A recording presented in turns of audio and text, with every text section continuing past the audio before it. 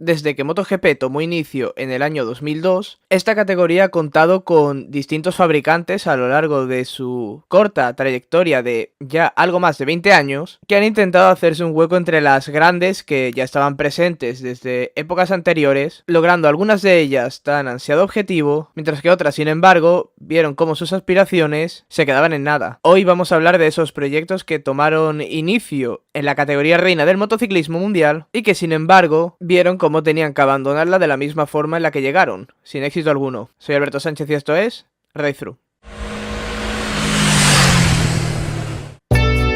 Y empezamos con un proyecto que tiene su origen más allá del inicio de esa temporada 2002 de MotoGP. Tenemos que retrotraernos hasta el año 1997, cuando Kenny Roberts, el marciano, tras varios años de una asociación con Yamaha, en la que tras un inicio de década de los 90 bastante exitoso, se encontraba cada vez más a la sombra de Honda. Por tanto, el legendario piloto norteamericano lo tuvo claro. Decidió abandonar la marca de los 13 diapasones y lanzarse por su propio proyecto, su propia moto, las Módenas de motor tricilíndrico, un proyecto ambicioso que vio cómo se chocaba de bruces con la cruda realidad, y es que se encontraba bastante lejos, tanto ya no solo de las inalcanzables Hondas de 500, sino también de Yamaha y Suzuki, y es que se trataba de una moto bastante complicada de llevar y que causaba más problemas que beneficios. Tras unos años complicados, en el año 2000 se asocia con el fabricante malayo de automóviles Proton, que daría nombre al proyecto y al motor. Los resultados poco a poco iban mejorando, pero seguían siendo discretos. Llegaba la ansiada era de MotoGP y no podía empezar peor, y es que se vería obligado el equipo a mantener la 500 hasta la quinta carrera del año 2003. Eso sí, los brotes verdes comenzaban a asomar, y es que Jeremy McWilliams lograría una asombrosa pole en el Gran Premio de Australia del año 2002 con una 500, una Proton 500. Sería en Italia, en el circuito de Mugello, en el año 2003, cuando por fin veríamos la MotoGP del equipo Proton, con un motor en concepto V5 similar al de Honda. Las esperanzas de poder tener por fin una moto competitiva se desvanecieron rápidamente, y es que ni en ese 2003 ni en 2004 los resultados llegaron y la moto sería un completo desastre. Proton, por tanto, decide bajarse del barco, y en el año 2005 Kenny Roberts necesitaba buscar un nuevo socio, y lo encontraría en pleno centro de Europa. Y es que tras debutar en el año 2003 en la categoría de 125, KTM decide dar el salto a MotoGP como motorista. Nos plantamos entonces en la temporada 2005 con una KR con un chasis bastante similar al que había utilizado estos últimos años, pero con un motor innovador como era el de KTM, con Shane Byrne a los mandos. Pero lo que prometía ser un proyecto de futuro bastante ambicioso y con altas expectativas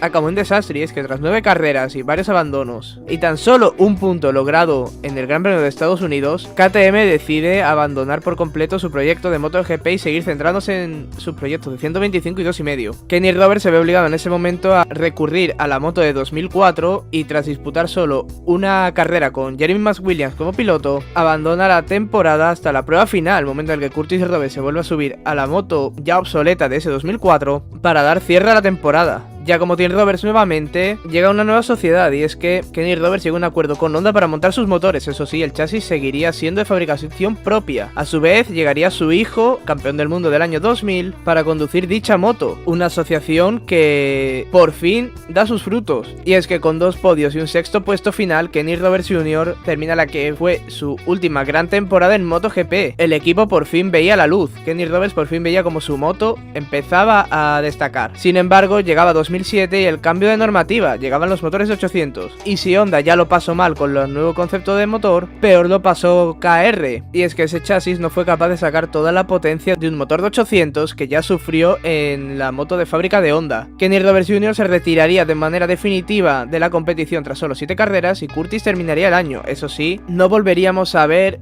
una KR en pista después de ese Gran Premio de Valencia de 2007. Y es que tras ver cómo esos frutos que había logrado por fin en 2006 se podrían para 2007, Kenny Roberts decide bajar la persiana y abandonar su proyecto para siempre. Un proyecto que, si bien nunca logró ganar, sí que fue de los más exitosos de estos pequeños proyectos privados. Y es que contó con un balance de 94 carreras, 0 victorias, 2 podios, ambos conseguidos en ese año 2006, una pole y 298 puntos. El de Kenny Roberts no sería el único proyecto proyecto que tendría su inicio en la era de 500 y que también se desligaría de Yamaha, y es que WCM, siglas de World Championship Motorsport, sería el siguiente equipo en probar suerte construyendo su propia moto. Tras 10 años asociado a la marca japonesa, incluyendo su debut en la categoría de MotoGP en el año 2002, Peter Clifford, dueño del equipo, se asociaría en el año 2003 con Hardy's Performance Product para desarrollar su propia moto con la que competir contra los grandes fabricantes. Chris Barnes y José David De Gea serían los encargados de dar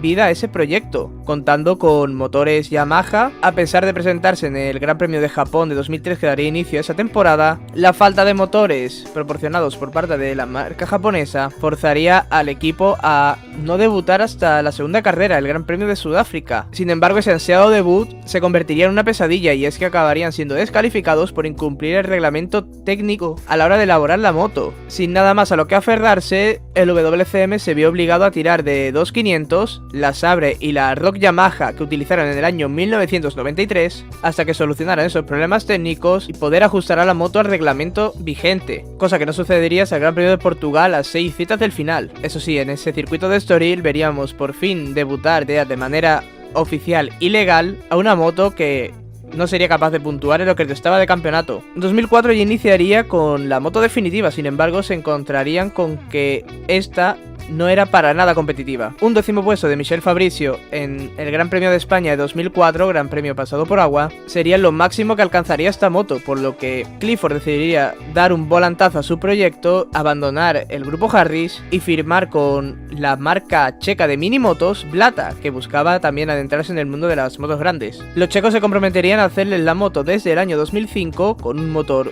V6 y un acuerdo por 5 años, con la promesa de poder ser competitivos. Todo era bonito hasta que llega la cita inaugural de 2005 y no hay plata. Clifford se encuentra con que no tiene moto con la que debutar y decide salir a pista con la antigua WCM del año 2004, con la esperanza de que, llegado a cierto punto de la temporada, contara con esa moto que en un periodo de unos 5 años debería ser ya ganadora. Pasaron los grandes premios y la moto no llegaba, viéndose obligados a terminar la temporada con la moto del año anterior, con la moto de 2004. Ante las promesas incumplidas, Clifford rompe el contrato y abandona la competición, llegando hasta aquí la historia de Blata y WCM en el Mundial.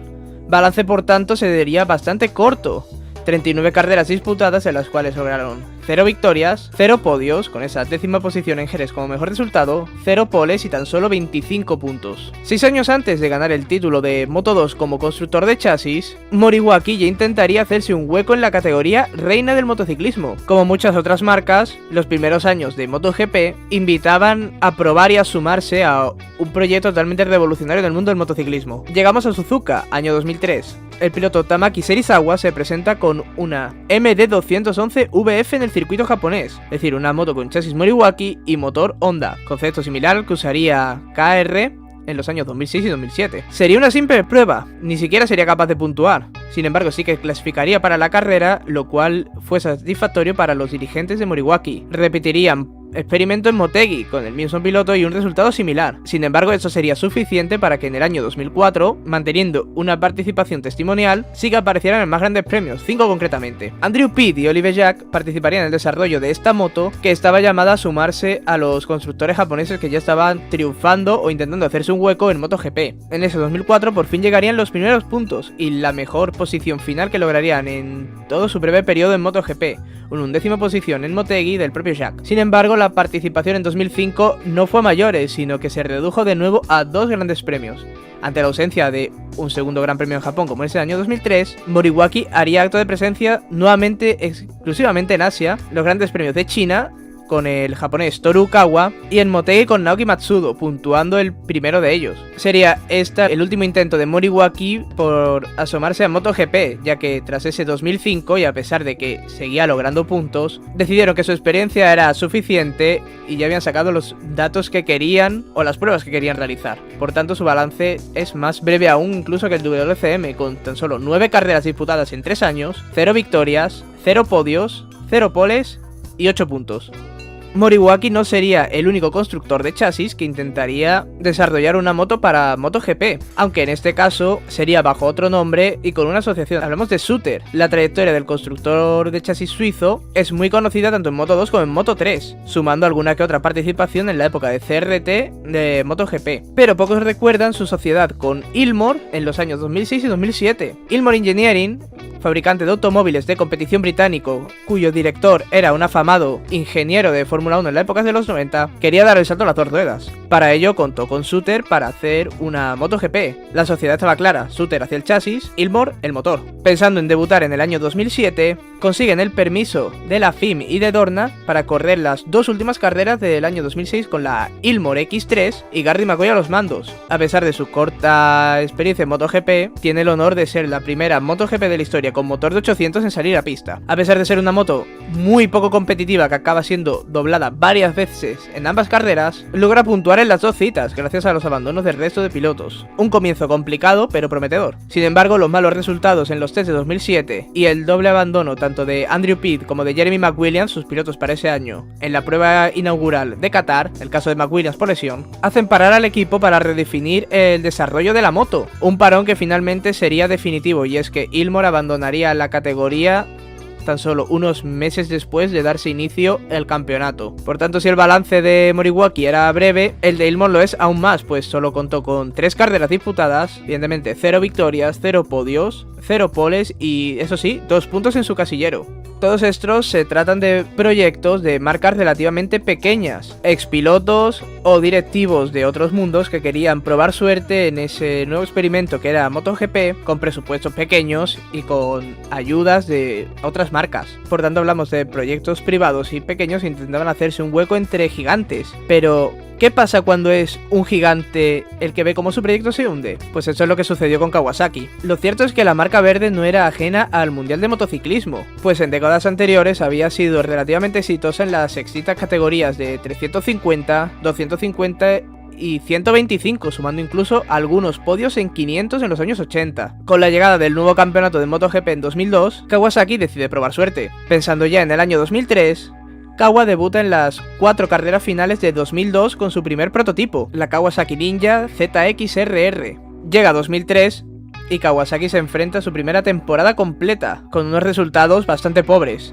Para colmo, Ducati, que también debutaba en la categoría ese mismo 2003, lograba podios y una victoria en Montmeló. Al ver que el primer concepto de moto había nacido mal, en 2004 sufre un cambio radical. Con él llegan los resultados y el primer podio de Shinya Nakano. Había brotes verdes. La mejora es progresiva en 2005. Puntúan con mayor regularidad y logran el segundo podio de la marca japonesa, con Olivier Jacques en el Gran Premio de China de 2005 a tan solo 1,7 segundos del ganador de la carrera, Valentino Rossi. Sin saberlo, este sería el culmen de Kawasaki en MotoGP. Y es que en 2006 esa progresión se frena y repite prácticamente los mismos resultados que en ese 2005, con también un único podio, una segunda posición de Shinya Nakano en el Gran Premio de los Países Bajos, beneficiado por la caída de Colin Edwards en la última curva. En 2007, con el cambio de reglamento, también hay cambios en la cúpula, y es que hasta ahora el equipo había estado siendo dirigido en su faceta deportiva por alemanes y los japoneses decidieron tomar el mando. Eso sí, sufren una baja dura con la marcha de Shinya Nakano a Honda, el mejor piloto Kawasaki de entonces. Randy Depuniet, por tanto, que había sido debutante en el año 2006, toma los mandos haciendo un gran año y logrando su primer podio. Sin embargo, los resultados siguen siendo bastante similares a los de sus 2 años anteriores. Para colmo, en 2008 los resultados empeoran y la paciencia se agotaba. La crisis económica acabó dinamitándolo todo y, a pesar de tener un acuerdo con Dorna hasta 2010, tras ese 2008 Kawasaki decide abandonar la competición. A pesar de su marcha, Dorna les obliga a cumplir al menos con un año más de contrato, ya que habían firmado tanto a Marco Melandri como a John Hawkins para ese año 2009, ya que el piloto estadounidense ya tenía un acuerdo con un equipo del AMA de Superbike. Melandri era una pieza valiosa para Dorna y su campeonato, por tanto fuerzan a la marca japonesa a no dejarle en la estacada. Kawasaki le vende sus motos a Dorna y esta crea el equipo Hayate, un equipo privado que utilizaría la Kawasaki del año 2008 pintada de negro. Esa moto negra lograría el último podio de la marca de Minato en MotoGP, con Marco Melandri acabando segundo en el Gran Premio de Francia y logrando unos resultados bastante similares al final de temporada a los de Randy de Punier de 2007. Kawasaki cerraba definitivamente su etapa en MotoGP. Definitivamente en cuanto a motos prototipo se habla, puesto que no sería esta la última aventura de la marca japonesa en la categoría reina. Con el formato CRT deciden construir los motores para el equipo Avintia, unos motores de calle similares a los que ya montaban en Superbike, categoría en la que poco a poco empezaban a hacerse un hueco entre los grandes y a cimentar la hegemonía que tuvieron hasta el año 2021. Eso sí, el chasis sería FTR. En 2014, con el cambio de la CRT a Open, deciden mantenerse un año más en la categoría, esta vez con un chasis propio de Avintia bastante similar al de la última Kawasaki de MotoGP, y es que por aquella época había rumores de un posible regreso a la categoría, tras las confirmaciones de Suzuki y Aprilia para dejar World Superbike y recalar en MotoGP. Avintia, por su parte, quería colaborar con ellos. Sin embargo, los rumores se fueron disipando y este esperado regreso de Kawasaki a MotoGP no llegaría, y dada la poca competitividad de la moto que llevaban hasta ese entonces, Avintia, antes de acabar la temporada, abandona esta moto y decide firmar con Ducati, siendo Silverstone ese año la última vez que veríamos un motor Kawasaki en la categoría reina del motociclismo. Sin contar este paso fugaz por la categoría como motorista, el balance de la marca verde sería de 126 carreras con 0 victorias, 5 podios, 0 poles y 693 puntos. Un proyecto que estaba llamado a acabar siendo la que acabara con la hegemonía en el mercado japonés de Honda y Yamaha, y que sin embargo se acabaría yendo por la puerta de atrás y hasta ahora sin la más mínima intención de regresar. Varios han sido los proyectos que han intentado destronar a las grandes marcas